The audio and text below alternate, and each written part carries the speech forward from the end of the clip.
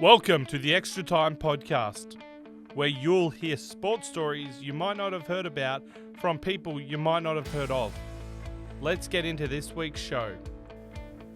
Hello all and welcome in once again to the Extra Time Podcast. I am your host Aidan Box. I'm very happy to have your company once again, and I've got Lorenzo alongside me on the desk today. Woodsy's still a little bit under the weather. Hopefully he'll be back with me next week. He is here helping us behind the scenes, so great to have him still with us. But it's me and Lorenzo for you today on the podcast, and I'm pretty happy about that. Lorenzo, how you going? Yeah, I'm going all right. Thank you, Boxy. Looking forward to chatting after another interesting week of sport in many key areas. We've got a big final round of AFL coming up this particular weekend. Yeah, looking forward to it. It's going to be an absolutely massive one, and not a bumper segment, but a bit bigger of a segment for Around the Grounds this week, because there are a lot of sports starting up, and F1 is back as well. So I'll be talking a little bit about that. You've got an update for darts as well, so stick around for that.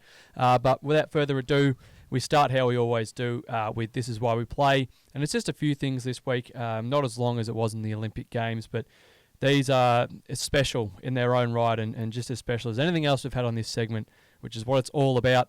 The first one is this fella, Sean Bell, or Sean Bell Runs on Instagram. Please go and check that out. I know that if you found us on YouTube, you'll be on Instagram. You'll be on social media. So go and check out Sean Bell, because he has just broken the record for the fastest ever lap around the country. So if you don't mind, he's been on his own 2 feet running around our great nation, which is not small, in case you didn't know. And he has broken the world record. And I just want to exactly tell you the proper distance of this, because it's mind-boggling. So I'll start with what he's accomplished, and then I'll explain why he's included in this segment. 13,000, Lorenzo. 383 kilometres. 13,000. Yep. The fastest person to have run around Australia. So that's a fair distance. Yep. If you're travelling by plane. Yeah. He's done it on his own 2 legs. At 5:04 a.m. Eastern Daylight Standard Time on the 10th of March, he set off from the MCG in Melbourne. And then at 8:56, just the other day, he completed those 13,383 kilometres to become the fastest person to run around Australia in 158 days, 14 hours and 52 minutes. So I just implore you to go and think about that for a second. Don't listen to me in the next minute. I'll just be talking garbage anyway about how much I respect this fella. Just take that into account. He's done nearly 13,500 kilometres in 158 days, running day in, day out, doing ultra marathons every day in, day out. It's remarkable, running around doing a lap of, most people do a lap of their local oval. It's a cheeky 400. They might even do a lap of the 10, a couple Ks. They might even, feel a bit up and about. They might do a half mara on your Sunday. He's gone and done ultra marathons for 158 days straight. And he's done 13,383 kilometres. And I talk a lot about Ned Brockman, and what he did was unbelievable, and he opened my eyes to it, so I'll always respect him. And there's no competitiveness about this. Everything that all of these people do is remarkable, but I've added Sean on here because it shows, again, that the human body is the most incredible thing in the whole world, and it can actually achieve things beyond imagination if you open your imagination and you back yourself, and you push yourself beyond your limits, both mentally and physically, which is what Sean has done. And you're going to have bad days, but you're going to learn about yourself. And I don't implore you to go run around the country like he's doing, but it just inspires me, at least, to put him on this segment and say, this is why I love the life that I live, and the life that we're all a part of in this country, because it inspires me to go out and come in here and give my best and push and do ideas that I never even thought I could achieve, and keep pushing for more. Whether it be running, like I don't run, but I take that sort of attitude into the life that I live. So I absolutely love that. And he's doing it all for the Make-A-Wish Foundation, raising money across the whole run as well. So he's not just doing it for fun. He's doing it for a cause outside of himself, which is what I'm all about, and this segment is all about. So congratulations to Sean. No words really describe the achievement, and it's just what humans can do if they really push themselves beyond their limits, and it shows what our race is capable of. And on the same beat, this is Anton Newton-Boom, and he's not quite doing a lap around Australia. He's not quite an Aussie. He goes under the name of the Barefoot Dutchman, and you'll see him barefoot, and he's named the Barefoot Dutchman because he's just walked, that's right, walked the width, of the USA barefooted. So, again, I'm not comparing these. I'll never compare. It's not a competition. Shawnee's done a whole lap of one of the biggest continents in the world on his own 2 feet, and then the Barefoot Dutchman's gone, I probably can't run, but I'm going to walk, but I'm not going to do it with any shoes or socks on, just the bare feet. And he's broken the world record for the longest barefoot journey in history. And again, he's raising money for men's mental health. Hashtag Brave Men Talk. This is, it nearly makes me emotional to see people do this because it just inspires you again. It's the same thing. It inspires me to make a difference in my life. You're not going to change the world. And even Anton knows he's not going to change the world, but he's going to inspire people to change their world, which in turn, if enough people do that, will change the world. So congratulations to him. I chose not to show any pics of his feet because he owns them, and also because you probably turn off the podcast if I did. They're not looking great. But yeah, crossing the United States on roads, on desert, on ice, in just his dogs. Got the dogs out, just walking across all sorts of terrain with bare feet and his little trailer. Remarkable stuff. The Barefoot Dutchman. Hats off to you. Hats off to Shawnee Bell as well. Remarkable stuff. And genuinely what this segment is all about. And I was sort of struggling for...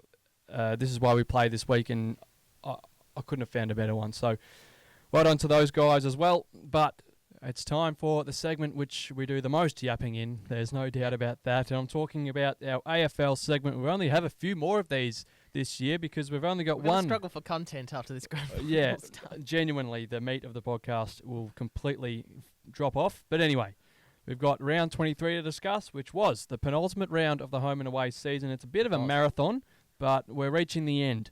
And it was one of the rounds of the season. It wasn't special. It was an round. This happened.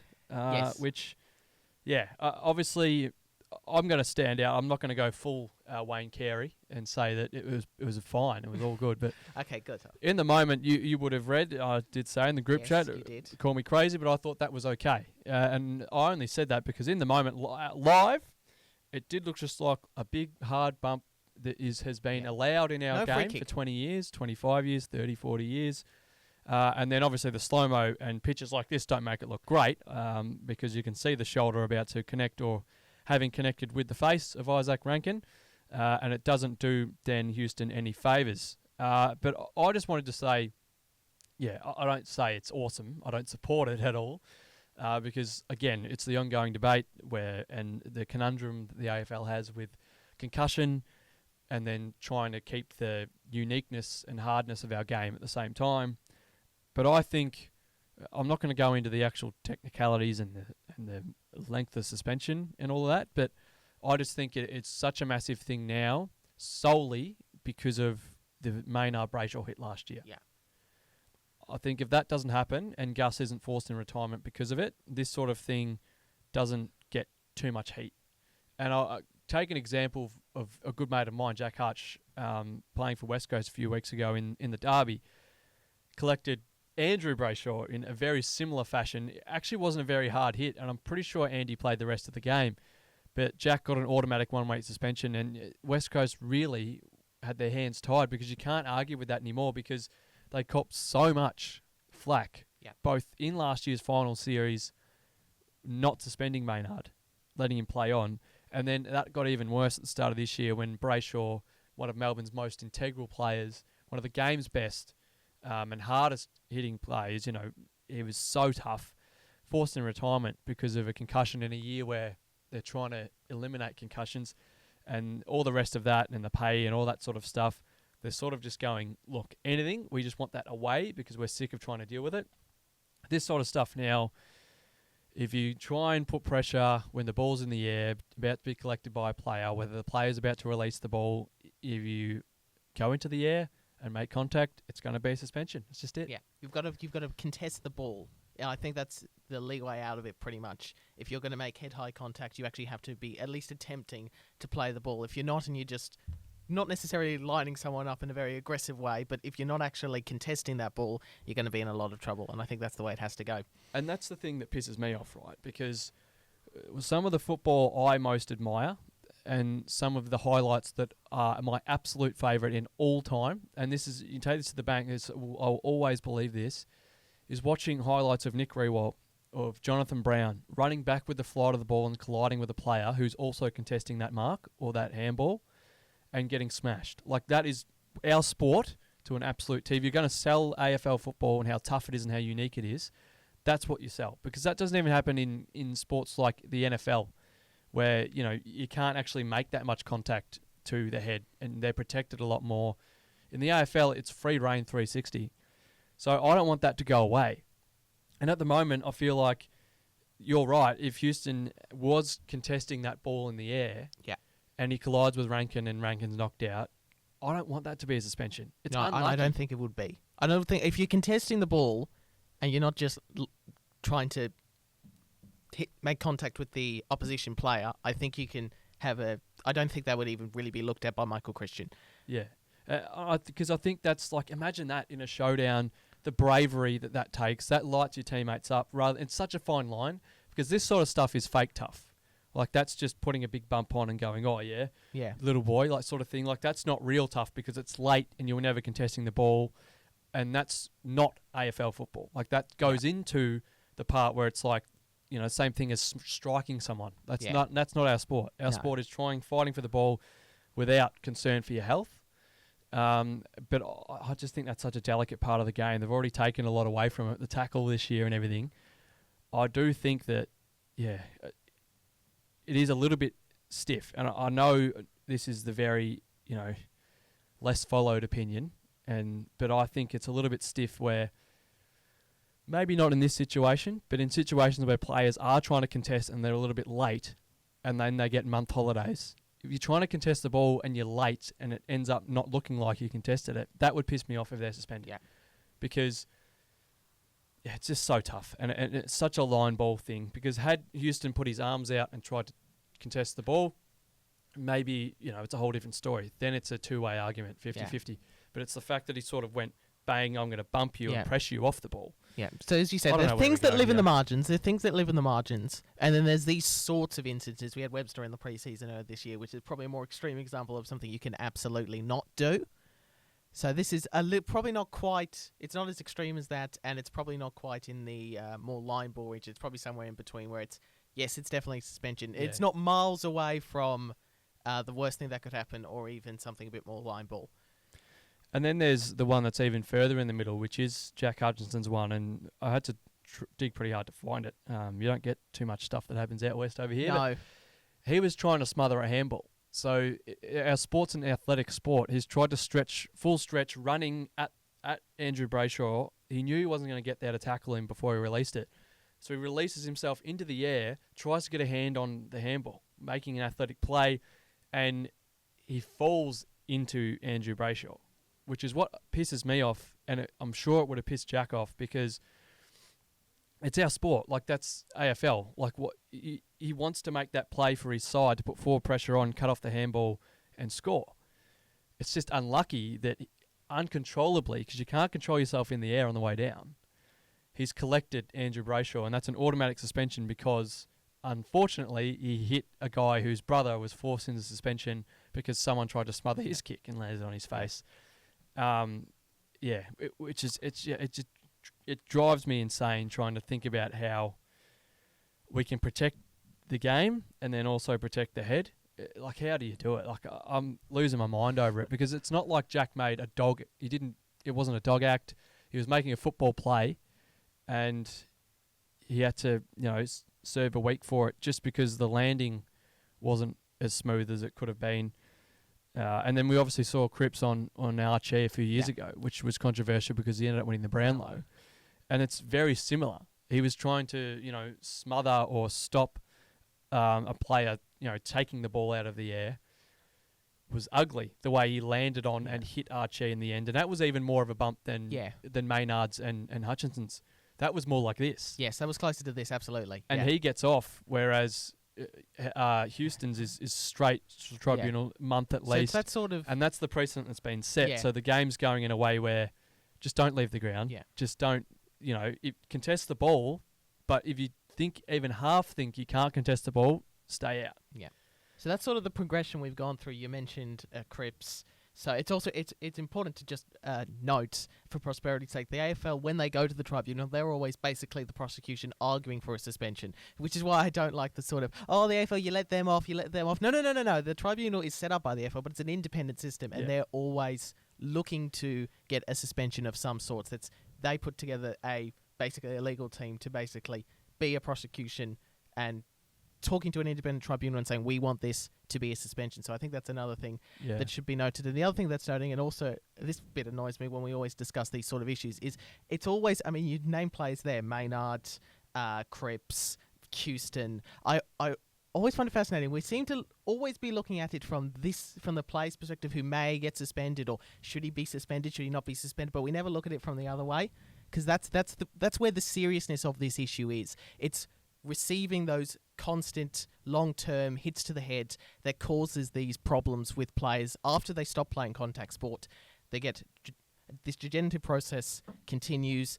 They struggle to think. They struggle to just go about a daily life, basically. And this happens also at other levels. So it's not just the AFL players. It's not just even professional sports players that get these that are susceptible to these hits. This happens in local sports. This happens in junior sports. 100%. And given the AFL is the governing body for the entire sport of Australian football, it's also their job to look after that entire thing as well. So it's really why I think that's why America is a bit ahead of Australian sport on this, because they seem to be able to grasp that, this is a player who played a lot of, let's use American football, for example, in high school, in college, never really looked like making it to the NFL, but he took his own life at 29 or 30. We've taken his brain to a brain bank, and we've done an autopsy, basically, and realised he's had very serious brain damage, even though he never looked remotely getting close to playing top-level sport, professional sport. And so it's unfortunate. It's an amazing point you make, and it's unfortunate because it's had to get to that point for international sports to realise, and especially ours. Yeah. And it is the horrible story that is Spud Frawley. Yeah. And it is a little bit sad that it took something like that to happen for the AFL to go, maybe his mental issues were caused by his hits. Yeah. Ding dong, CTE. So if you look actually at the history of this thing, we talk about CTE. That disease was known for a long time because doctors saw a bunch of boxers and they actually called the disease punch drunk, because that's what it basically, they realised all these problems are because of all the hits to the head they're getting. But no one went until 20 years ago when the main guy is Christopher Nowinski, who was a Harvard graduate, played American football, wrestled in the WWE, had to stop wrestling because he had a couple concussions in quick succession, and he dug into the research and realised there's this whole story of concussions that are affecting other contact sports that we ain't talking about. Yeah. And it's really been his work through his organisation, the Concussion Legacy Foundation, and I'll shout them out here because you can follow them on social media, follow him on social media, because they've been the main ones driving these sorts of actions to prevent what is a preventable brain disease. Because all you have to do is the brain can take some accidental contact hits to the head. It just can't take very repetitive, very constant, in short succession. Yeah, that sort of thing, which is something that even Nowinski has struggled with. Yeah, and it's crazy that, like we're saying, it took them that long to go, wait, the NFL, they barge with their head first. Yeah. Maybe it happens there too. Anyway, you can't change history, but it's good now, and I want to make that point that I'm not bargaining for us to, cut down on what the AFL is doing. I fully support it, and I think that you mentioned things in history, and that organisation and all the stuff they're doing in the States is phenomenal. And that's a massive part in sporting history. There's no doubt about that, it is. And what the NFL has done since all of that work from those studies has been phenomenal. Yeah. And this year they've just introduced guardian caps can be used in games, which is basically they wear the helmet already and then they have padding over the top, just because the head's the most important part of the body, obviously. And I think for our sport, there is no doubt that the Angus Brayshaw retirement hit first Yeah. and retirement will be forever a massive part in our history, because all of this has changed. Yeah. Like, we've had a historic year suspension-wise and rule change-wise, Yeah. and it's all because of this. It's all because Gus has been forced into retirement because, exactly like you mentioned, and exactly like the studies have found in the States, he had way too many hits, hard hits to the brain, and he wore a helmet as well in quick succession, and the doctor found out, which I love as well, because for years and years and years, the doctors could only find out stuff late. Yeah. Either, after they've passed or when they're in the older years. And now, especially in the AFL, they've introduced these 20-day you can't play sort of rules. Yeah. Because they can notice things now and they can assess concussions better. And I'd wanted to clear that up. I'm not one of those people that goes, I'm not 20 saying days, that's I'm not stupid. saying you're not. Yeah, you said very clearly, I'm not Wayne Carey on this. Yeah, I think it's perfect, and I think the Gus Brayshaw thing will stand the test of time and be one of the most historic moments, and then consequences and events in our sport, which is going in such a great direction. And to be honest, I think all the rules that have been changed, now that we've had a little bit of cool down on what's happened, the sport's been great. Like, it's still great to watch. It's still tough as nails.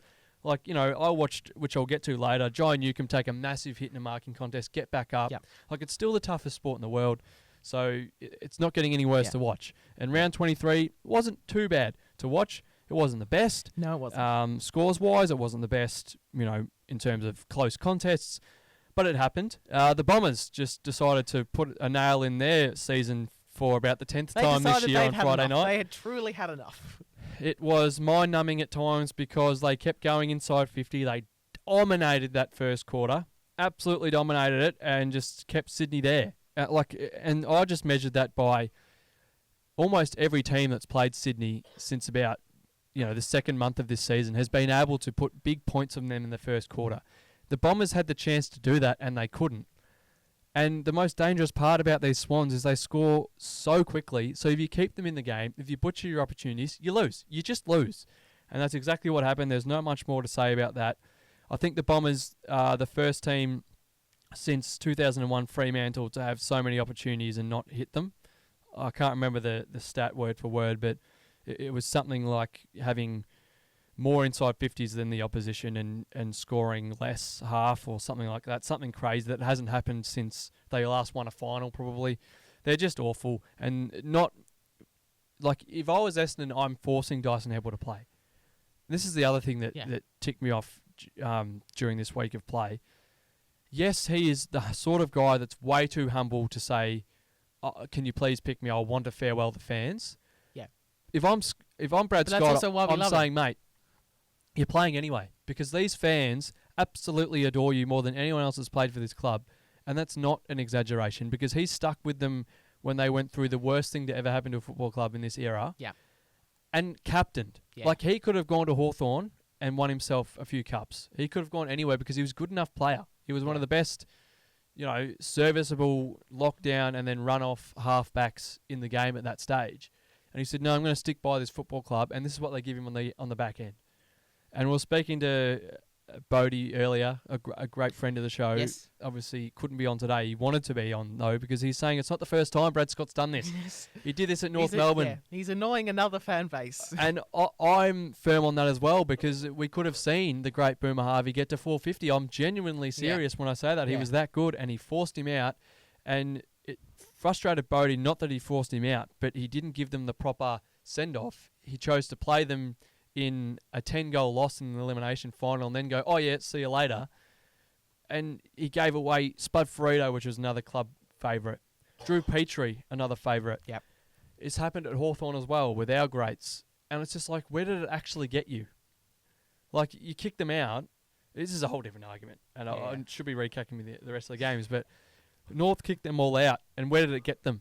Further into the hole. Yeah. Like, they didn't achieve anything. Same thing with us, but we're up and about now, which is fine. The Bombers will never be up and about as far as I'm alive. You just, like, what can they do right? Seriously. And then they go, all right, Dyson, we're not going to pick you, but come down, we'll give you a farewell. And he's just outside the race, giving a few waves and, hanging out with H. Like, at least get him in the middle of the ground, get him doing a lap, like, disgraceful, and they deserve to lose that game by more than they did because they're an absolute dumpster fire of a club, and I hope they rot because, seriously, they can't do anything right. And there's good people there. Yeah. But they can't do anything right. And they played the Swans back into form at the right time because they were in a holding pattern just waiting for the finals to start. That's what it felt like, didn't it? Yeah. But the best thing for them, I think, isn't even the results they're getting. It's the fact that Isaac Heaney, Errol Goulden are finding that form they had at the start of the year. So they're still incredibly dangerous. Will finish on top of the ladder and have a qualifying final at the SCG. So scary for whoever plays up there. On the Saturday, again, the best results of the whole weekend were on the Saturday afternoon when absolutely no one's watching because they're at the local football. Just awful. And I had to look back, and the first one absolutely stunned me because the Suns at the People First Fortress. It's inconceivable. Like against Melbourne too. They've ruined it. But yeah. They've ruined it, Lorenzo. They had it perfect. They had me so happy. They had the perfect 50-50, and they ruined it last week, and I was fine with that because it was a really cool way to win. Yeah. And now they've gone out at home and just forgotten that it's an absolute fortress. And Melbourne, a team that was going absolutely nowhere, straight into a dead-end brick wall, has got up off the canvas and won by 54 points on the back of an absolute legacy game from Jack Viney. Yeah. Like, I thought... big win Melbourne was paying. I thought the week before that Jack Viney was just absolutely washed. I don't know where he'd form had gone. 2 goals, 30 touches, 10 tackles, if you don't mind. And Disco Turner just popped up for 4. I could not believe this result when I saw it, but well done to Melbourne. And with all the controversy that's gone on there in recent weeks, a massive win for them.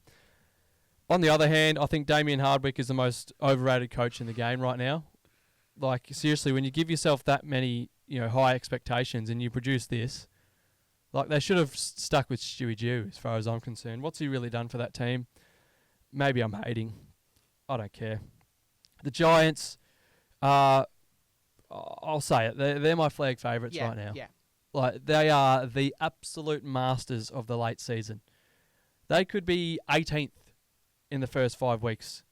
I couldn't care less because you just know in the last month and a half and finals, they'll come alive with a vengeance and they'll be the best team in history and they might just have the best forward in the competition. Jesse Hogan, how do you stop him? Honestly. And yes, Freo were without a couple of their best key backs. I think Brennan Cox had to take the job. Tough day for Brennan because Jess kicks 6 goals 4. Yeah. He could have had a bag of 10. Yeah. And the way that they manipulate the matchups, it's that good because I saw it firsthand when I watched Hawthorn and Sam Mitchell, great coach. And again, like Justin Longmuir having a great season, great coach as well, very, very technical coach. They both know. Everyone that plays the Giants knows that they're going to manipulate your matchup at fullback. And they're going to make sure...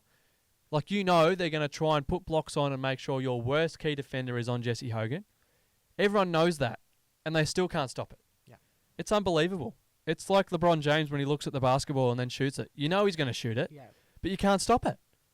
And Jesse is finally, and I don't say finally in a negative way, but when he went to Melbourne and he was drafted, there was such high capital because everybody thought, geez, this guy could be a generational full forward. He's a superstar. And injuries happened, and it's so unlucky, and he's been through the ringer mentally. So this was nearly this is why we play this week, because it's just incredible. It probably will be next week because he's going to win the Coleman medal. Yeah. And he is the most unstoppable force in this competition right now. It is such a good story because he's such a accomplished person. He's so happy with the person he is now. He's come out the other side and he's been through it. He's a real man and he's tough. He's as tough as they come. And he just wants to tear the opposition to shreds, which is what you want a full forward to do. He's old school. Yeah. And his contested mark and one-on-one numbers are mind-boggling. 6 goals on the weekend. He tore us apart a few weekends ago. Yes, he did. They don't care if you've got the lead in the fourth quarter because they'll just get little Brent Daniels going. Yes, I was going to They'll just get little Darcy Jones going. I was trying to search for this as well. Brent Daniels, again, courtesy, I mentioned him last week, actually, a swamp on what was formerly Twitter. So these are all the players and all the occasions someone had 25 or more disposals, 13 or more tackles, and 3 or more goals in the AFL. You think, okay, so it's got to be an exclusive club, surely. Gary Ablett Jr., 2011 against Fremantle. 2015, Gary Ablett Jr. against GWS. 2024, Brent Daniels against Fremantle. And keep in mind, he is one of the shortest players in the comp, and hence no one pays him attention, and that is disrespectful. Yeah. Like, Hawthorn didn't pay him attention, and I thought, it's just a one-off thing. Like, he's great. I love watching him. He's exciting, but he won't do that again. Yeah. Did it in Brisbane. Yeah. And they didn't pay him any respect. And then Freo, having seen those 2 last results, knew it was coming, and you can't stop the guy. Yeah. Like, everyone puts time into Whitfield, but honestly, you got to put time into Brent Daniels. And by the way, Tom Green had 40. And on the other end of the tape, what does Caleb Strong need to do? I mean, Andy B had 41. That's great. Yeah, I was going to say, Didn't really hit the scoreboard. I'll be interested to see the Brownlow medal votes for this particular game. He had 27 handballs. He may not even get. He may get like 1 vote. Which, if you have Just 27, how good Hogan and Daniels were. Yeah, 27 of your 41 being handballs is a little Tom Mitchell at Hawthorn for me. Whereas Caleb was getting tagged, is an inside midfielder, took the tag to the goals square, into the forward line as an inside midfielder, and Caleb, like, this is being fully respectful. He's not a tall guy. No. He's only about in the 170s. Yeah. Might be being nice to you, Caleb. And playing out of the forward line, kicked 2 goals after kicking 3 the week before. He is like one of their most dangerous goal kickers at the moment. He's your inside mid. What are you doing? Like, yes, they missed the big kahuna, but Freo just falling apart, and it only gets harder for them. The Giants, though, real dangerous. Yeah. So just one last thing on GWS before we move on to the next game. So looking forward into September, I think for GWS, their probably two most important players, just certainly based on the last month, are going to be Jesse Hogan and Brent Daniels. So you've got clearly a different size difference, but they're sort of setting up in this last month to really let loose in a final series, and especially for Jesse Hogan, there hasn't really been a forward in recent times. It's really dominated and really been the man in a final series, and he's sort of lining up to potentially do that in the next month. A lot of people are saying, like, we haven't seen this dominance, like, one-on-one from a full forward and tearing a game apart sort of stuff since Lance. Yeah. And it is a little bit like that. But that is the test, exactly what you just said before. Buddy did that in finals. He never really played a bad final, and he tore games apart in the finals. If Jesse needs to do that because it's different. Home and away season's different to the finals. Everybody knows that. But if he can, the Giants, I don't think, will lose, because you mentioned Daniels and Hogan are the ones you need to stop, and they are. But, by the way, you've still got Toby Green. Oh, yeah, of course. And Tom Green. Yeah. And Sam Taylor, who was one of the best key backs before he got injured. And on the outside, Whitfield and Kelly, they're built so well. And Adam Kingsley doesn't get the credit he deserves. I know he was coach of the year last year, but to bring them from not being that good to have another late season run, remarkable. Someone else that was dangerous were the Pies until the Blues knocked them out of contention. What a game that was, the grand final rematch. And again, the worst time slot in football at 4:30 on a Saturday afternoon. But I don't really know if there's anything else you can take out of this except the fact that those Brisbane-Melbourne Demons, seriously, still can't win at the G. They had another lead, and it got kicked away, and they just let the Pies in. They didn't defend them in forward 50 stoppage. They gave away 2 crucial free kicks out of the middle to give them 2 goals to get back in front, and they just completely took the air out of their own tyres. Joe Danaher was doing crazy stuff, kicking barrels and missing shots that he needs to kick in the end, but that's just what happens to them. And obviously, I'm not going to blame them. If I was an interstate club and I had the lead in the grand final away from home at the G against the biggest club in football, I would have some demons from that too. So going back to the side of the crime probably was hard for them. But it is what it is. It's a result-based game, and you got to win those ones, especially when Collingwood are nowhere near like they were last year. Some of their best players are on the injury list, and they're in 10th, and you're in the top 4. Yeah. You got to win that game. So I mentioned last week, sitting here with you, and I said there are going to be some games, there's going to be some close games, which could really sort of change the whole perspective, and this was that particular 100%. game. Because according to livelads.com, even if Brisbane win this week, they've got Essendon, even if they win, they only have a 16% chance of finishing top 4 because in part because Geelong have got West Coast at home, but mostly due to the fact that they would be sitting in the top 4 right now with an opportunity to potentially go to Sydney or Adelaide for an away qualifying final and perhaps hosting a preliminary final. Instead, that 1 point loss to Collingwood at the MCG means that they're likely going to have to come from outside of the top 4 and if it's they all want to connected. get back to grand final day. It's all connected because, like you mentioned, at the moment, Sydney and Port Adelaide are locked in to that top 4. They cannot fall outside of it, regardless of whether they win or lose. Sydney will finish first. But the others in the top 4 were Brisbane after their last 2 losses. They were in there, and now they've fallen out because they lost to the Giants, gave up a lead. Lost to the Pies, gave up a lead, which I'll mention in a second. But now, they need to win really convincingly, and that 16% chance is because the teams above them are the Giants, who you can't, even if they lose to the Dogs, they're just so good, and they can play anywhere. Yeah. And then the Cats, who, like you said, have got West Coast, and West Coast barely have ever played at GMHBA, so that's almost a certainty. But the biggest thing for the Lions finishing outside of the top 4 is they don't get that big final at the Gabba, and they might have to play on the road, which is fine for them. But at the MCG, where they've just got so many demons, the mental thing will just get them in the fourth quarter. You can just see it. They're having the worst possible finish to the season because they've given up leads, which is a big problem for them. They're not kicking straight, which is a big problem for them mentally. And they're losing to teams that have beaten them before, and they're losing at the MCG, which you need to win at if you want to win the flag. So if Brisbane win the whole damn thing from here, I'll be even more impressed than anybody else because, like you said, they've got to go the long way around the country. They've got to win 4 games, including one at the MCG. There's no doubt about it. At least, yeah.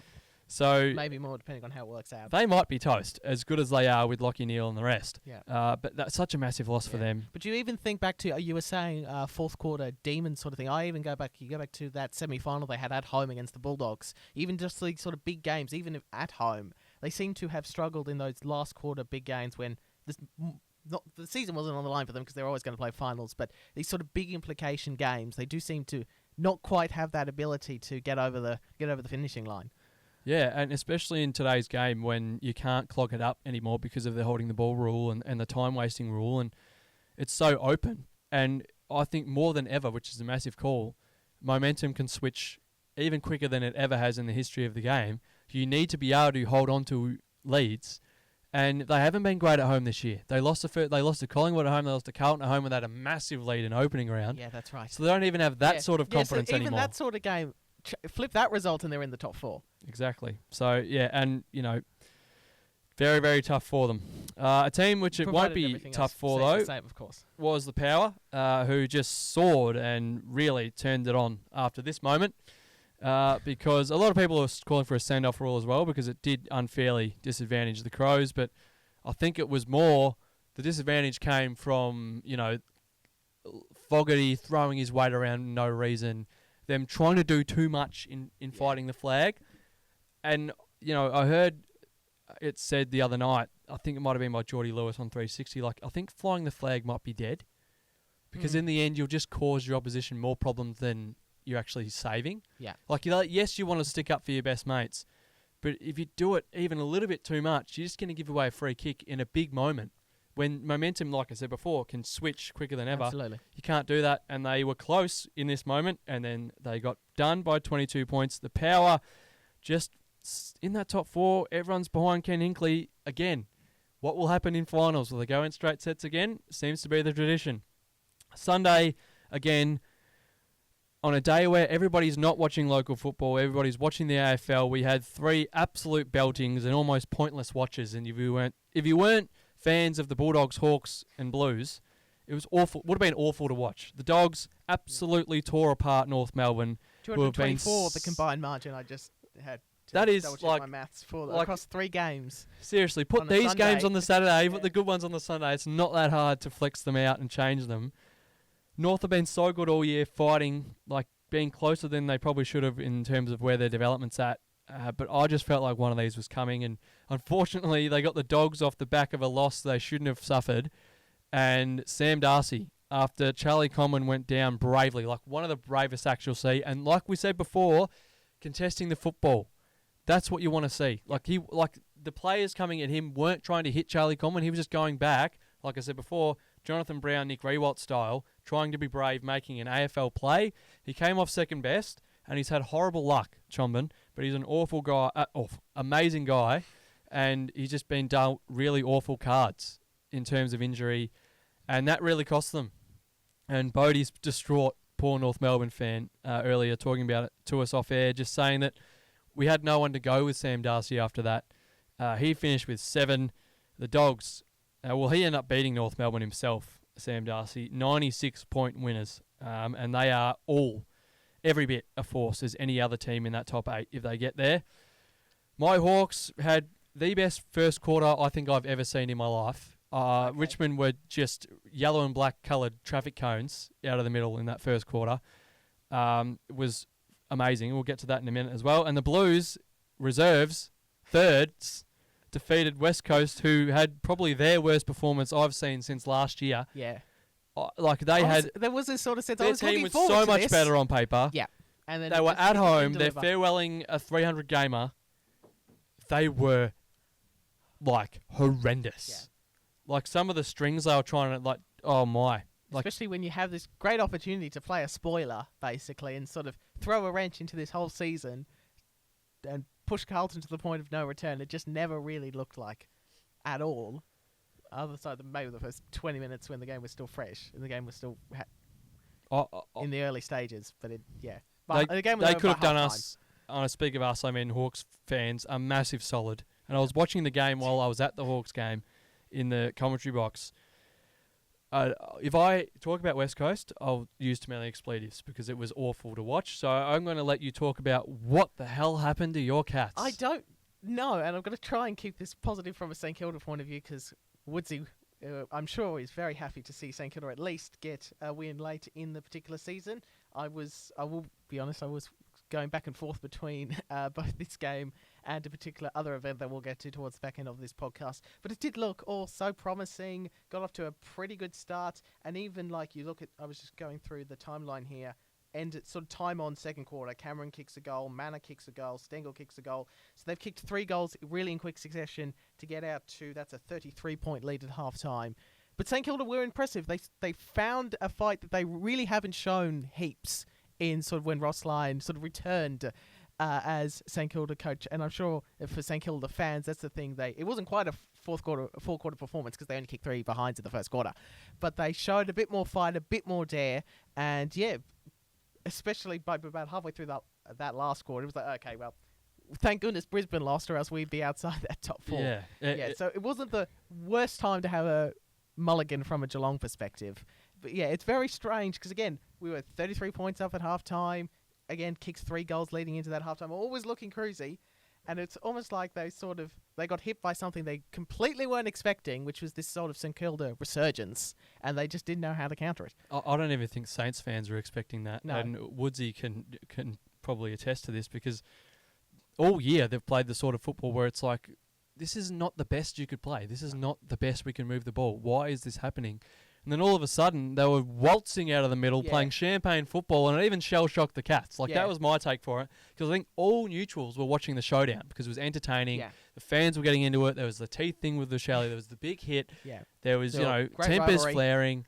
And everyone's like, I don't want to watch. The Cats will just roll the Saints. And they were. And then in that fourth quarter, we just flicked it on because the showdown was still in the break. We're like, hold on a minute. The Saints have just kicked 2 in a row. Hold on a minute. They're waltzing out in the middle again. Yeah. Oh, my God. Look at this. That was the terrible thing to look every time. And they looked like they were going to score when they went forward as well. So they'd win it out of the middle and went, okay, this will be at least a score. Let's hope we can keep it to a rush behind. Everybody in Marvel Stadium was just shocked, especially the Cats midfielders. Cause we didn't even know they could do this. And that's the thing with the Saints. I think Bodie, again, he was just spitting fire off air before when we were recording the trivias. He said it best. He just said, geez, the Saints love a no-pressure win late in the season. They do. And I know I don't want to put words in Woodsy's mouth, but I just think right now Saints supporters have got to be thinking, please just bring that next year. Yeah. Right now it's great to see because it shows the fans that that's how they can actually play. But that's not the issue. They're happy. They're not unhappy about that.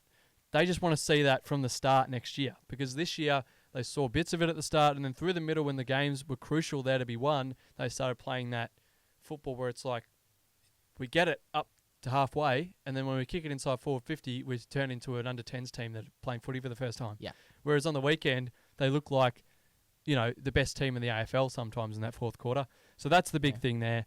But on a happier note for your Cats, you get to celebrate the career Yes. of one of my favourite Cats of all absolutely. time. Cats and Blues. Yes. Zach Toohey will retire at the end of this season, wherever that will be. No one knows yet. Yep. But just one of the most lovable players in the competition. Most of the Irish lads are, but I think this fella's just different with his rose tattoo, with his big long bombs he used to send for the Blues out of fullback, and the way he goes about it. He's hard as nails, but then he's slick on the outside. He's got a great boot, but he's an absolute character. Yeah. He's what you want in a footballer, both from an on-field perspective and an off-field perspective as well. So yeah, he's been brilliant he played for Carlton a long time, won a premiership for Geelong. He's always been an exciting player to watch, I felt. So it'll be great to farewell him at some point. Hopefully it'll be a little closer to the end of the season at the very least. But yeah, he's been magnificent, and there he is with the premiership cover on that fine September 2022 day. Yeah, it was much deserved because he has been a very exciting footballer to watch, a very different character, as a lot of the Irish players are, as you said. Yeah, he's been brilliant. And a great servant of both his clubs, and I'm sure you'll be hoping he can finish his career with another photo just like that. Someone That'd be ideal. Someone who won't finish their career with something like that, because they have call time effective immediately, is Dylan Grimes. And for me, he is probably my favourite Richmond player. You can have the glitz and the glam of Dustin Martin. You can have your Trent Cotchins and Jack Rewaltz. None of that happens without Dylan Grimes. None of it. Because he is that. No one goes to the footy to watch this player, but he is the absolute glue of that defence. He was everywhere. He is hated by opposition forwards because he just keeps on going and going and going.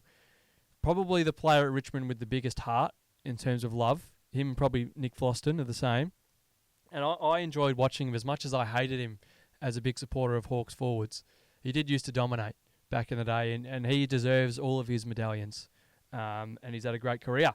So congratulations to him. Unfortunately, his football club is going through it right now with him retiring, Shea Bolton requesting a trade, which I was going to discuss, but it'll probably take us too long. I think he's not worth anything because I think he's the most inconsistent footballer in the comp, and it's good that Richmond are getting rid of him. Either way, they're scheduled to get a pick in the first 10 for him, which is incredible, but the Tigers are going to look very different next year. But on the weekend, they looked pretty bad because my Hawks got all over the top of them, and that first quarter was something to watch. Talk about champagne football before. I don't think a team has been so unstoppable out of the middle of the ground ever. Like, that's a massive call, but seriously, and it didn't happen after the first quarter, which was frustrating. And I was sitting there with a good mate of mine, work with him, A-Rod, great Hawk supporter, works at SEN, sitting in a spare box during that second and third quarter. And we were just thinking, geez, what are they doing? Geez, this is frustrating. We're up by 45 points. But we were so frustrated because what they did in the first quarter was untouchable. And then they let Richmond back in, and Richmond were playing the sort of game plan where they just bomb down the line, go in for the contest, force an error, and kick a goal. Stupid goals. Like Hugo Ralph-Smith's goal from 50. What? How's that happen? James Sister was getting hangers taken on him. It was just like, this isn't fun. And then the fourth quarter, we ended up finding what we had in the first quarter, which was good. But last week, Lorenzo, I'm pretty certain that when I was talking about this upcoming game against the Tigers, all I said was I could not care less who gets the football, who kicks goals, how much we win by. I just want us to win and get through. Unfortunately, and I've got the jumper here. Oh, yeah, you haven't put it on. It was a sad day. And I'm not sure if this will come through the camera, but I've got the number 12 here. My boy Will was on the wrong end of John Newcomb. Not many survived that, unfortunately. And, yeah, I couldn't quite enjoy the rest of the game after that because, just bear with me while I put this on. So we're currently interrupting the podcast due to a quick change of clothing. It's a change of atmosphere also. Here we go. Big change of atmosphere, and one of the saddest moments of the season. And I sat through the Sydney loss, which was pretty sad. But Will Day, is genuinely one of the best midfielders in the competition already. And he was on ascension to superstardom this year if it hadn't been for injury. And there's no better way to describe what he means to the club and how important he is and how good he is of a footballer than when he came back, Hawthorn started not only winning, but playing the sort of football that has seen them dominate some teams in the top of the table. And now he's all but, a little chance to get back for an elimination final if we make it. Yeah. Because the good news is it's not a broken collarbone. It's just a little clavicle dislocation. But still, the bloke's been through it. His other shoulder is stuffed. His feet, no good. He's just, unfortunately, he plays way too tough and hard for his little scrawny body. And I don't mean to be rude, call him little and scrawny, but compared to a Jai Newcomb, who has full right to attack the ball because his body can take it. Unfortunately, Jai was pushed into him and he is injured. So hopefully we see him again this year. Me and Soph, who is a big fan of Will Day for his football, I hope. We're very sad. I'll wear the jumper and we're all behind him. And hopefully he can get back for the finals if we are there. Jack Scrimshaw, another one who is injured, but hopefully it's not too bad, just a dislocation of the finger. But my main take from the game was the first quarter showed what we can do at our best, but I'm just wary of the actual ultimate maturity the team has, because what I saw happen after quarter time was a little bit of, geez, how good are we?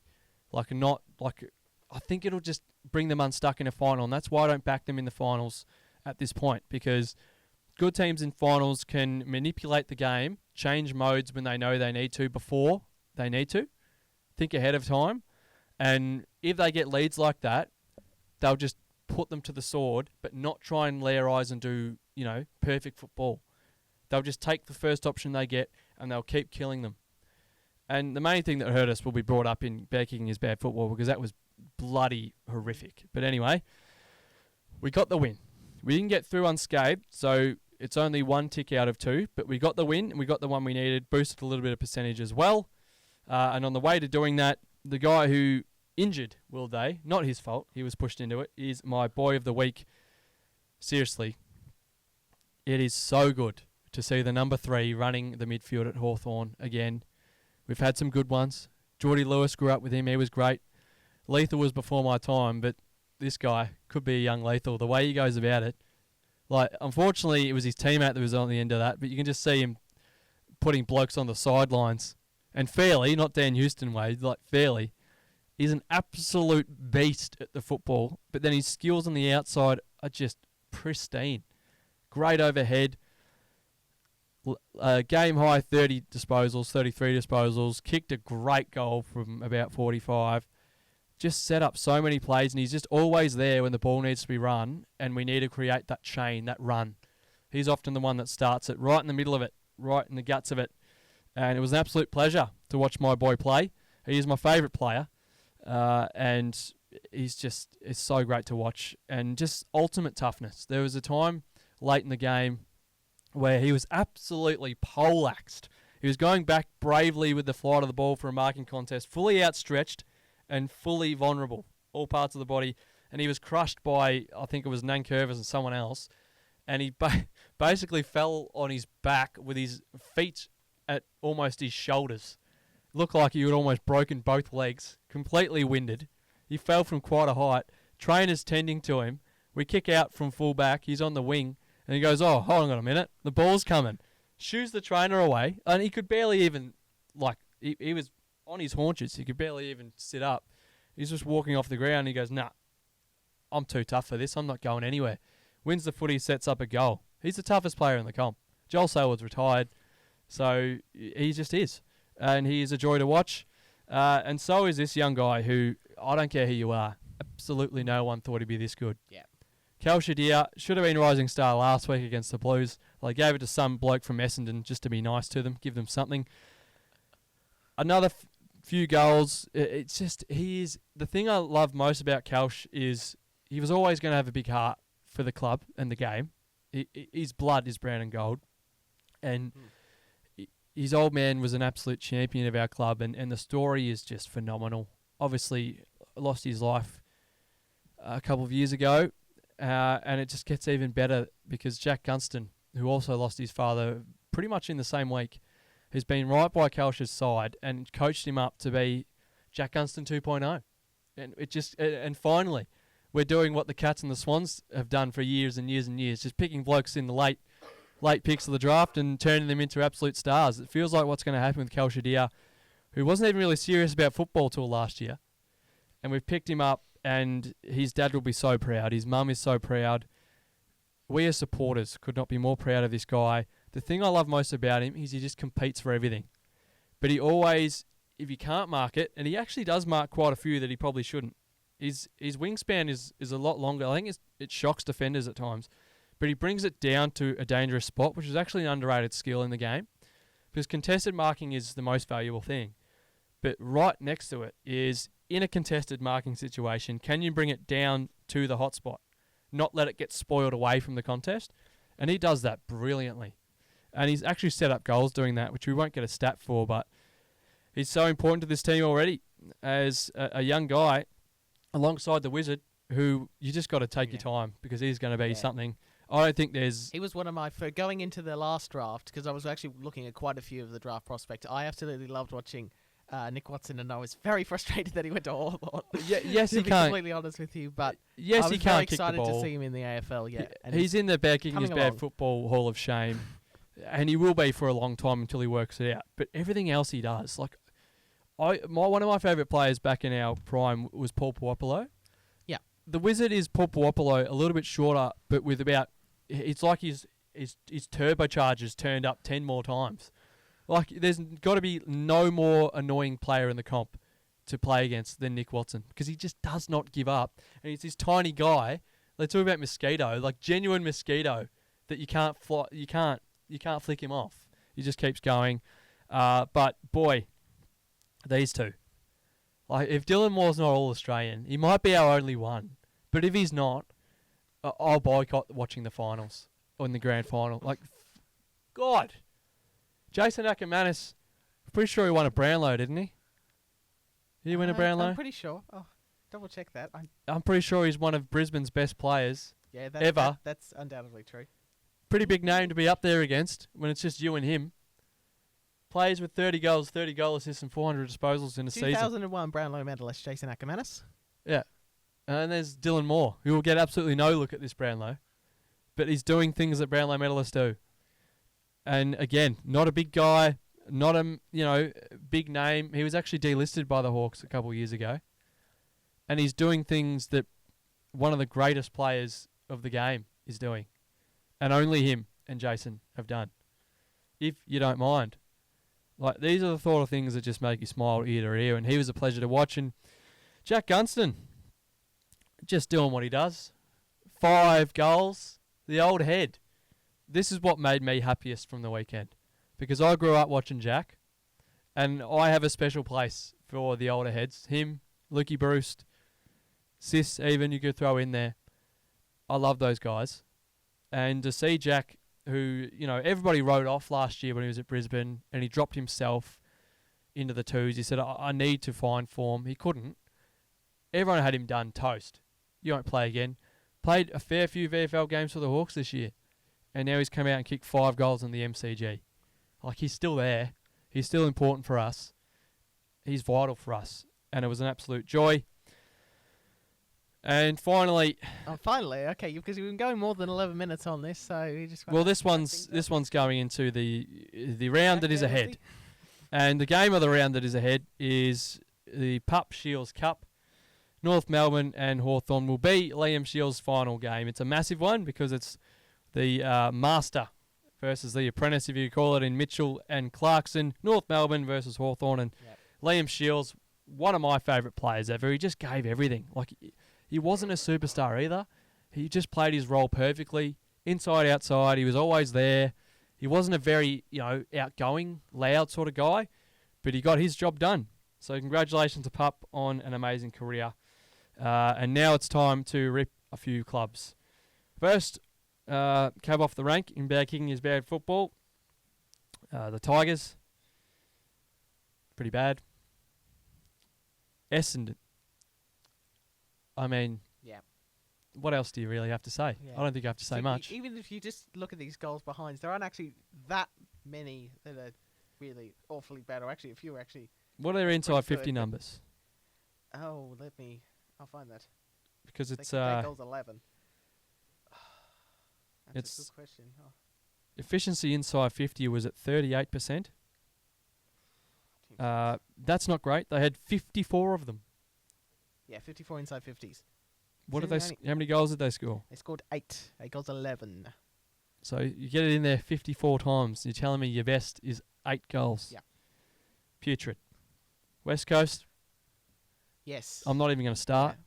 Yeah. So they're the. It's not even. It's not even the kicking for goal. It's just And the even actual for- skill. Yes. Kicking the ball around the field. They couldn't even kick back to an uncontested mark properly. This is the week you wanted Carlton too. Oh boy. Oh, hello. Let me just tell you what happened here. Hawthorn, like I said, My tongue. 9 About goal 12 first minutes. quarter, unstoppable out of the middle, unstoppable in front of goal. They were 12 goals 3 a few minutes into the second quarter. They Put the feet finished up. on 19-17. 17. 7 goals 14 Yeah, that's not good. after quarter time. Yeah. And it's not going to worry us because we got what we came for. But boy, sitting there watching that, I nearly pulled my hair out. Like, I was in the media box, in the commentary box for SEN. You got to behave. You got to behave. Boy, it was hard. I'm talking about easy regulation snaps from 15 metres out. Wizard bellies it. Easy running inside 50 unaccompanied misses. Set shots from in front, bellied. An absolute shit show it was. 7 goals 14 in 3 quarters. Like, when you get those opportunities... I'm not even going to finish. Seriously. I don't even like this segment anymore. It drives me insane. It's bad for my mental health. And I'm gonna do the something nice that thing makes when me- this season ends, we won't have Bad Kicking is Bad Football as a segment for the rest of the year on this show. Yeah, I'd say to hell with it, seriously. I'm going to do something that makes me happy, so I'm going to put this up there. Oh, hello. Boy, this makes me happy. Against Adelaide, if you didn't catch it, it was one of the worst performances you'll see all year from a forward into front of goal. I just want to let you know that this is Sam Darcy, son of Luke Darcy, kicked 1 goal 5 and missed crucial regulation snaps at goal that he trains all week. I don't give a shit what the excuses were. He was horrific. The whole team was. 1 goal 5. He comes out the next week. Sure, his main opponent was injured in the first 5 minutes. Sure. 7 goals 1. That is what this segment is about. That's what. That'll keep it going. It will. Because this is why I bring it up. This is why I bully these guys. Because I know what they're capable of. Big Sammy, I love you, mates. I'm so keen to watch you in the finals because this is what you can do. Yeah. You can be the best player in the competition, not even just the best forward, the best player in the comp. You just got to kick the thing through the big sticks. It's not hard, is it? Maybe you play North every week, it's not hard, but 7 goals 1. Yeah, that might. Yeah. He beat North Melbourne on his own Yes, he because did. he kicked straight. Well done, son. Proud of you. Very, very proud. And I'm proud that Bad Kicking, Bad Football is coming off. And there's some sort of greatness about it that it might just see it survive, Lorenzo. You never know. We just can't have like a poorly kicked grand final or something because that's just going to be the thing. It'll It'll be- be yeah. half the podcast after the grand final. Will be all we can think about. You during might the lose me. off-season. You might lose me if a team loses the premiership because of it. But that's all to come. That's in the future. We look back at the game of the round. It's pretty tough. Freo Jeopardy West was pretty good. Yes. Collingwood Brisbane was pretty good. And the Saints Geelong. But just because you probably don't want that one to be game of the round, the Cats didn't end up on the right side of it. Probably go with Freo and Jeopardy West or Collingwood Brisbane. I think either one of those. We'll let Woods decide in the end. He gets the final say, and he'll do that, I'm sure.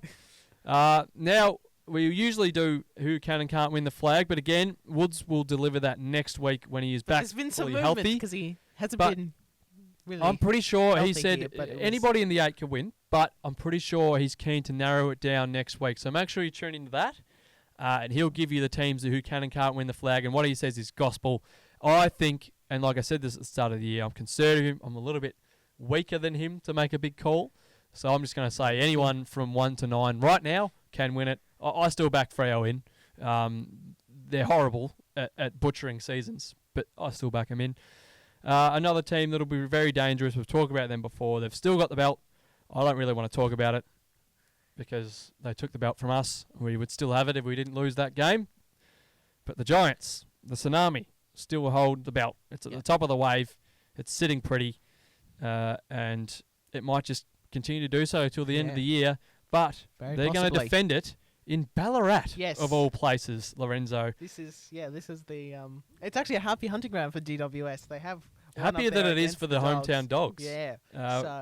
So it's quite a place to have maybe the most. I mean, we can argue about this as well. What is the most consequential game of this round 24? It was looking like it'll be this one. It might not be as much now, but yes, very important last week of the season. Game to be held. You can put it anywhere. They've decided to put it in Mars, specifically the stadium, not the planet, thankfully. Well, I think the Dogs would rather play on the planet because they, like you said, haven't been great at Mars Stadium. The Giants did win there. The Crows got a late win there as well recently. But yeah, game footy too. What a place to go to finish your home and away season. The beautiful town of Ballarat. I'm sure they'll be doing some gold mining as well. For Sovereign Hill, it's not a very warm part of the world, but it's a great one. And it will be the heavyweight bout, and you'll have to wait for Sunday for that one, 12:30. So a bit of an earlier slot on your Sunday. They've done well. They've actually spaced, which is really what they should do every week for the Sunday time slots, especially. It's not that hard, is it? It's 40 minutes earlier. Anyway, just bugbear fixturing for me. Anyway, Melbourne and Collingwood in a rematch of King's birthday will contest your Friday night slot in an absolutely meaningless game now. Well, if Collingwood win by like 100, then maybe there's a bit of hope for the Magpie supporters. But I probably can't even see that happen, to be honest. But they are very proud clubs, and Melbourne supporters are furious because they keep being on the wrong side of the news. So they'll want their Demons to come out and get one last win just to be a little bit happier going into the off-season. Same with the Pies, who will not be able to defend their crown. No. The supporter base will at least want to win to go home and think about until next year. Your Cats, we mentioned before, kick off Saturday, and they get the Eagles, who were as good as a under-10 side on the weekend, at GMHBA, which they'd have no clue about playing at. Nope. And I just think this is perfect for you guys to play yourselves in a little bit of form, potentially rest a few of the older fellas because you're going to get the win.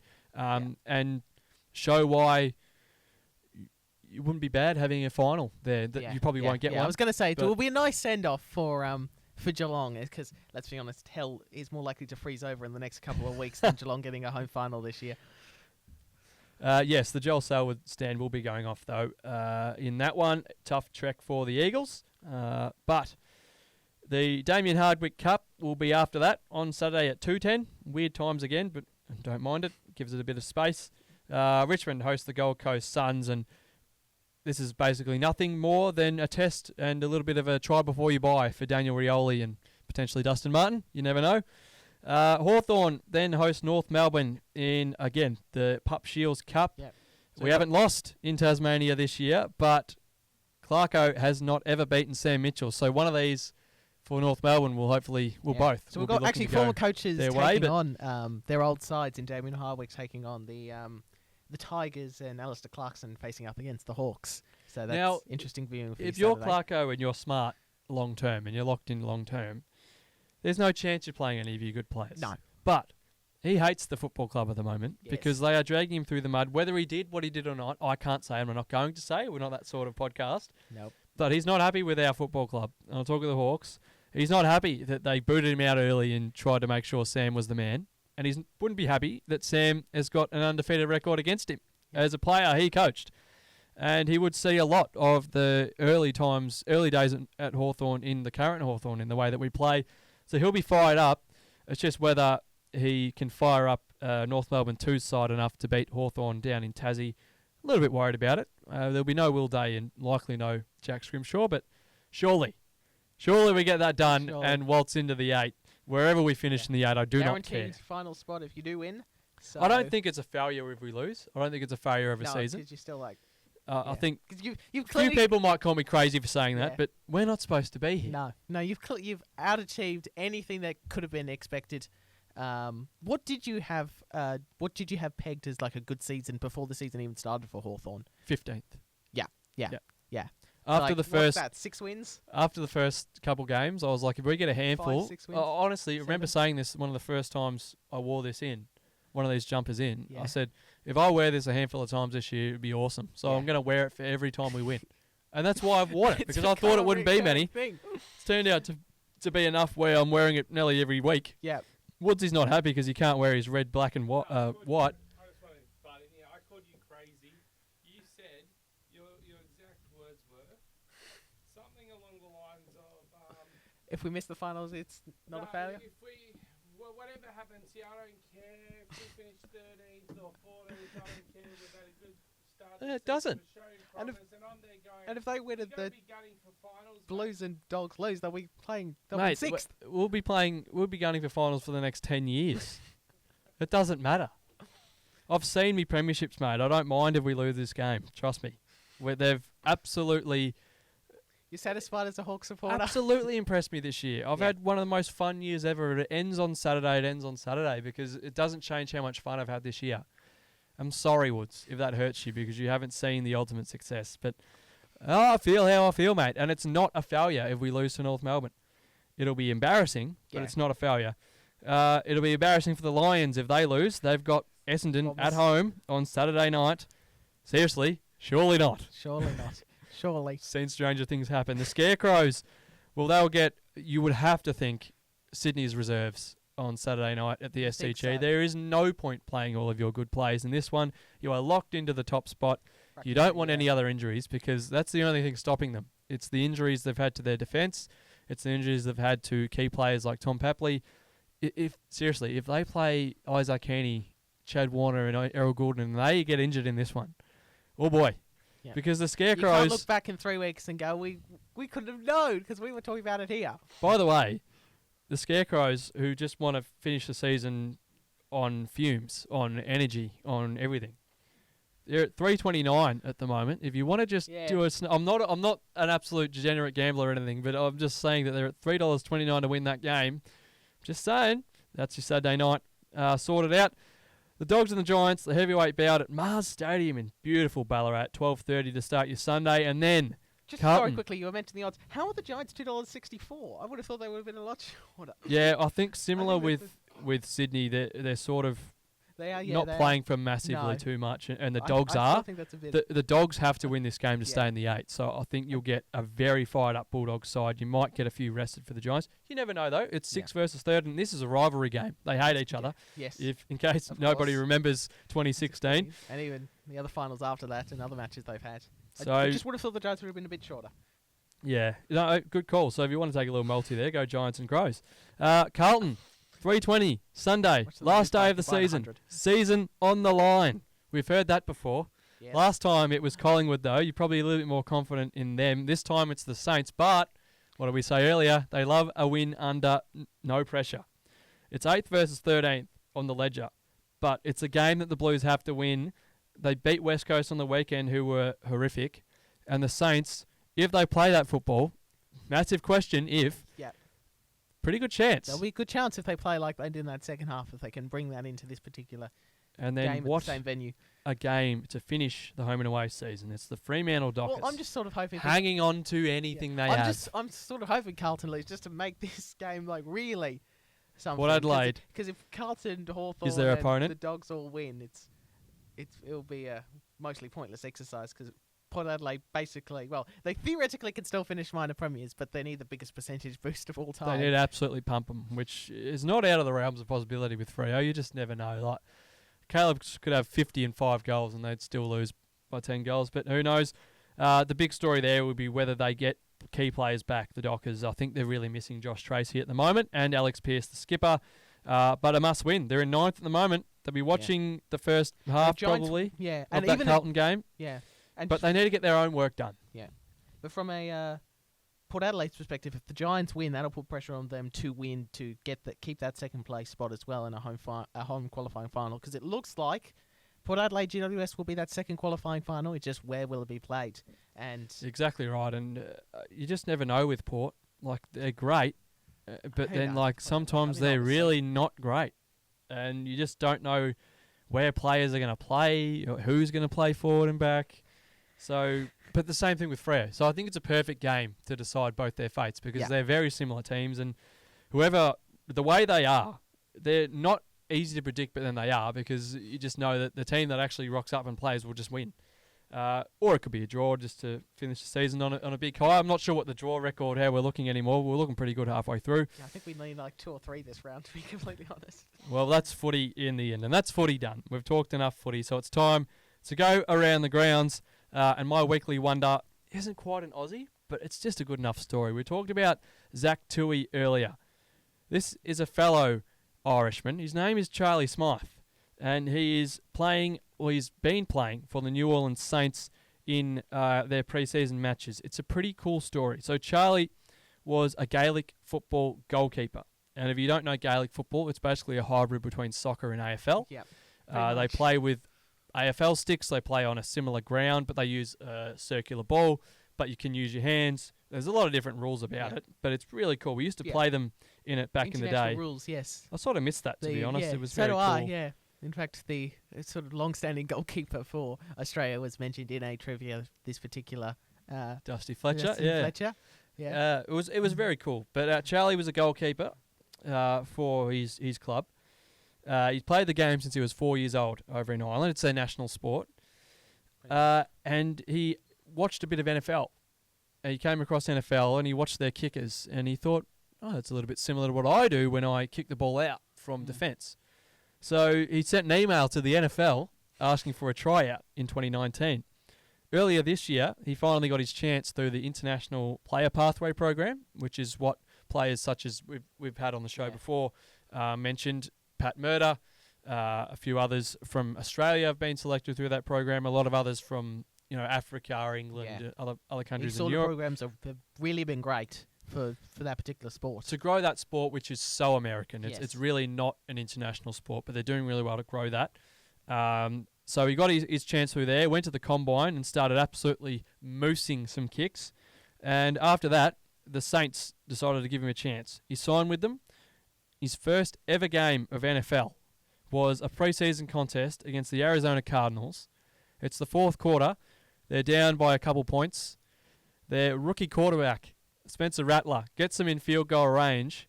And with 8 seconds left in his first ever NFL game, Charlie Smythe hits the go-ahead field goal and wins the game for New Orleans. So that, if you ask me, is a pretty cool story. And regardless of whether he's Aussie or not, is a deserved weekly wonder. And he is now teamed up in the special teams unit with our Lou Headley, a show favourite, who is still punting for them. He played in that game as well, I believe. He definitely played in their last one. But yeah, pretty cool story for Charlie. On to our Aussies in the NFL. We'll do a full wrap next week. Yeah. And from now on, make sure you stay tuned. We're going to be doing football separate. So if you want to skip all that jargon that we just spoke about for about 45, 50 minutes, you can. And you can just hear about Aussies around the place. You hear about the NFL, F1, soccer, basketball, darts, the Paralympics as well start. But that'll be in a separate episode from now on. So make sure you keep your eyes peeled for that. Things up a little bit. Just to not bore you to death with AFL, because not everybody actually likes the AFL, and that is fair enough. The NFL is just as good. But a few things I did pick up on in the last week. I'll do a full NFL predictions and preseason thoughts next week or in coming weeks just before the season starts. Preseason's still going at the moment. But now the things I saw were Cam Johnston, who used to be at the Texans. He's now playing for the Pittsburgh Steelers. And not only is he punting beautifully, but during the week, they played the Houston Texans, his old club, and he just thought he'd let him know that he's still around. Tank Dell, their superstar sophomore wide receiver, received Cam Johnston's punt, and he was getting through the defense. And Cam said, I'm not having that. So he just opened up the elbow and absolutely decked the little wide receiver, and a biff ensued. But I just love that. It just shows, I might be the punter, but I can lay down some body. So great to see there. Tory Taylor, the Chicago Bears Aussie, he was actually the highest picked punter in a number of years in the NFL. He's doing pretty well this preseason. He's had 5 punts for a long of 57 yards. If you don't mind, he can absolutely moose them. So I'll be keen to see him and the Bears this season under quarterback and rookie quarterback and sensation Caleb Williams. Again, more to come next week when I'll do a full wrap on that. Just some NBA news, just a couple. I mentioned this one a few weeks ago. Jack McVay is officially a Houston Rocket. So I've said this a few times already, but doubly happy about this because we've got another Aussie in the NBA. He's on a great young team, which will definitely utilise his 3-and-D abilities.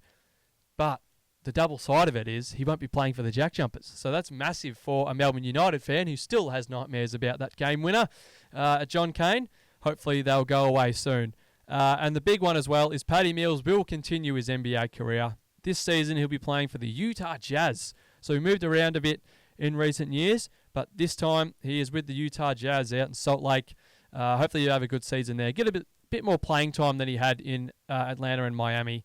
And again, the NBA season's still a couple months away, or a month and a half away. So I'll do a few full preseason predictions and wrap on that when it gets a bit closer. Elsewhere, the English Premier League kicked off last week.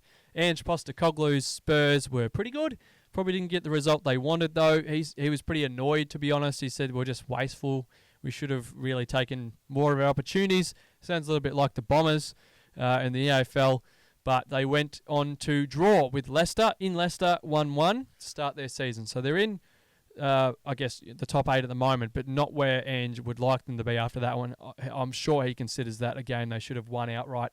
But nonetheless, a pretty decent start. He'll be looking to take them a little bit further. He had a great start last season, just couldn't go on with it. It's a very long season in the English Premier League. My Bees got a good win as well. Good to see there. And what else is great to see? Yes. I've got to take a moment because it's been a long 3 or 4 weeks. I can't even remember how long it's been because it's been too long. The summer break in the F1 just feels like it gets longer every year, and it doesn't at all, but it feels like it. Packed in all these races, and it feels like, oh, we don't have a race this week, or we don't have a race for a couple of weeks. This just feels off. It's finally back in the motherland as well, my motherland, where my great and awesome grandfather is from. Holland will host it. The Netherlands Grand Prix, the Dutch Grand Prix in Zandvoort, and the home Grand Prix of my boy Maxi Verstappen, who hasn't won in a record 3 or 4 weekends, which he hasn't done for about 3 or 4 years. He's that good. So hopefully it'll be a home Grand Prix win, and Oscar Piastri can join him on the podium, and Daniel Ricciardo can get some points as well. Would be best case scenario. But mostly, I'm just looking forward to it being back, most of all. But it's just so enthralling.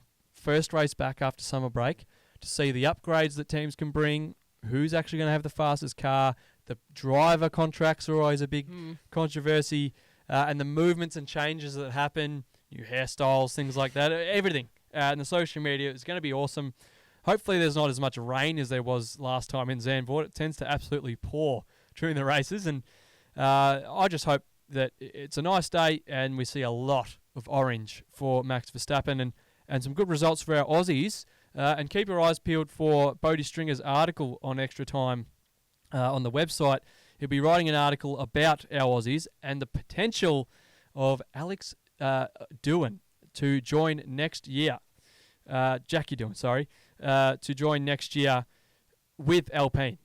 I've absolutely butchered his name. I know him. Trust me, I know him. Either way, Jackie Doohan will be there next year, almost certainly, from... that's word from Bodie Stringer, so I trust him on that because they are without a second driver at the moment, Alpine. They've got Pierre Gasly and Esteban Ocon. They booted because he was just being too much of a pest, basically. Wasn't getting the results. So he's now driving for Haas next year, and there's an open spot at Alpine, which Jack Doohan has been sort of best placed for in the last year. He's absolutely dominated the other divisions, F2, F3.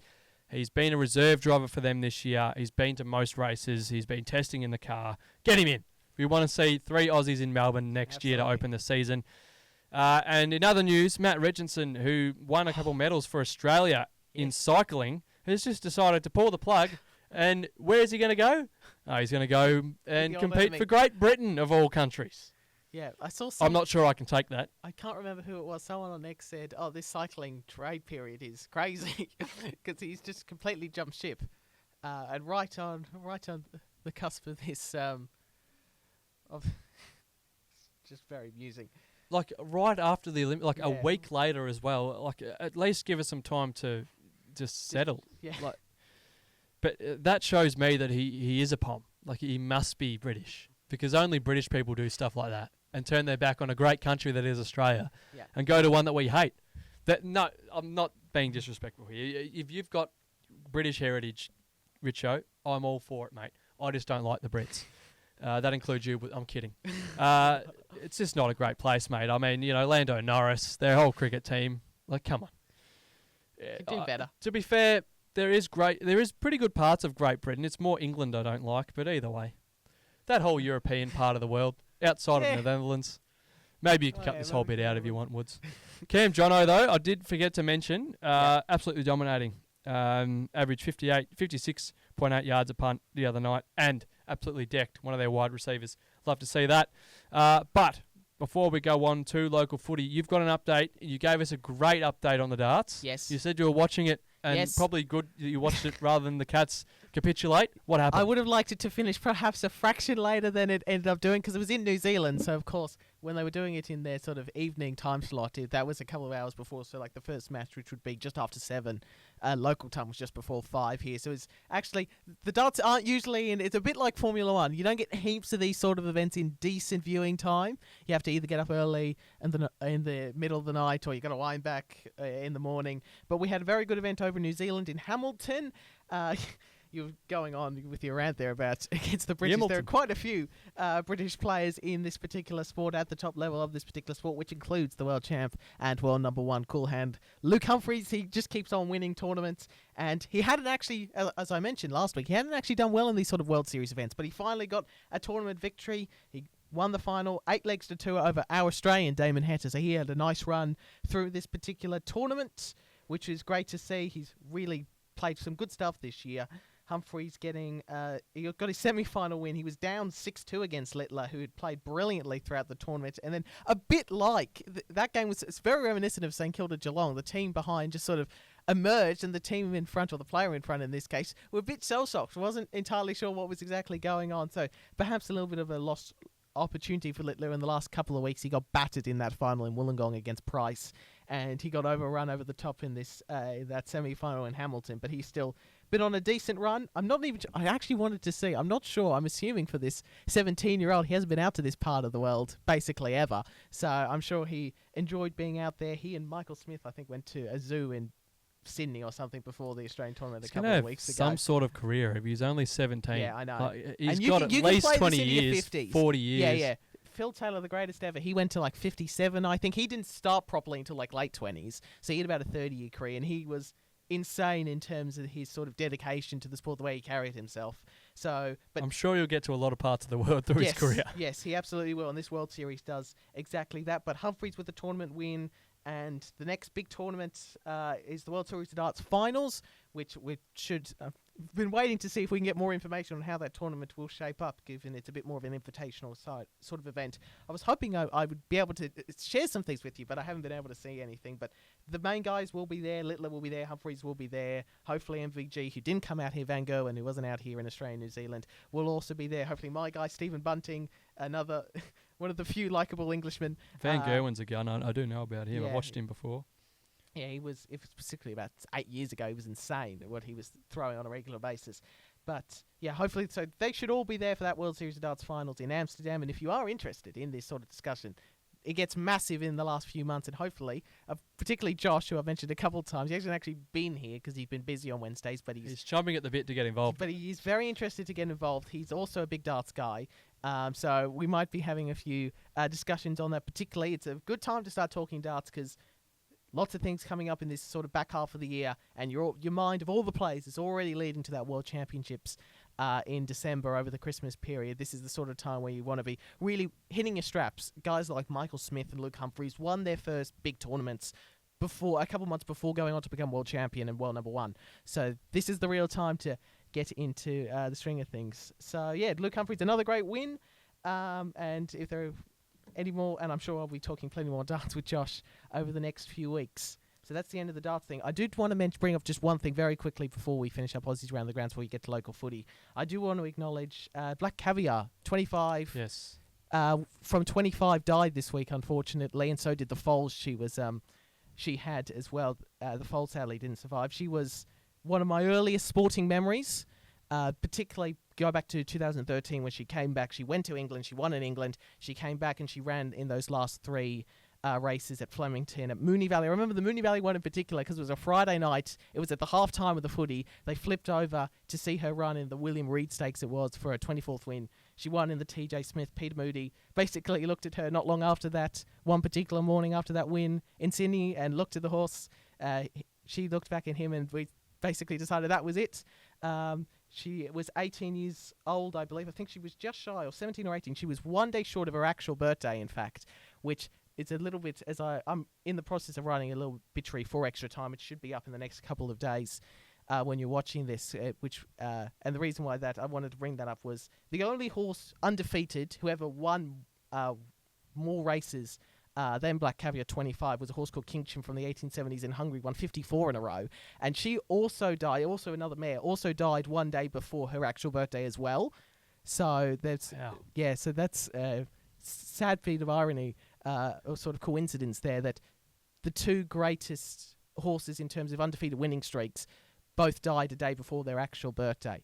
But Black Caviar was an absolute champion. I will actually try and put in the article if I can. I went to Caulfield, this is 8-year-old me, and I had a little poster that said, "Farewell Black Caviar." I should have actually, maybe I should have sent this to you. It said, "Farewell Black Caviar, 25 starts, 25 wins," had some of her career stats. Noted the trainer was Peter Moody and the jockey for most of her career was Luke Nolan. And I've always kept that. I've actually got it in like a little frame. I've got a couple of other Geelong posters. I've always kept that, because she was honestly one of my first sporting memories, one of my first horse racing memories, was to see Black Caviar run around. She did Australia proud when she just got home in that race at Ascot.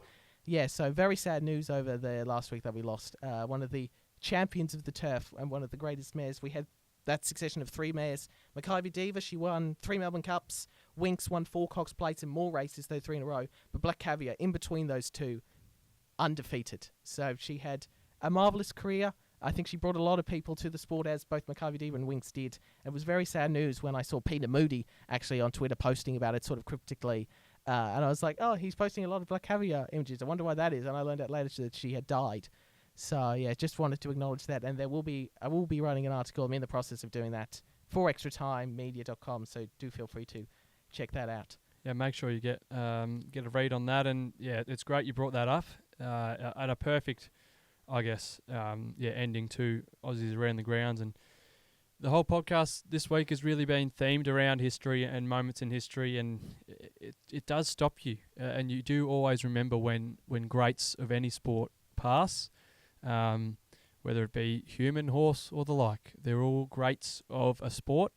And like you mentioned... So it was one day before her 18th, just to clarify. She was 17, was born the 18th of August 2006, died the 17th of August 2004.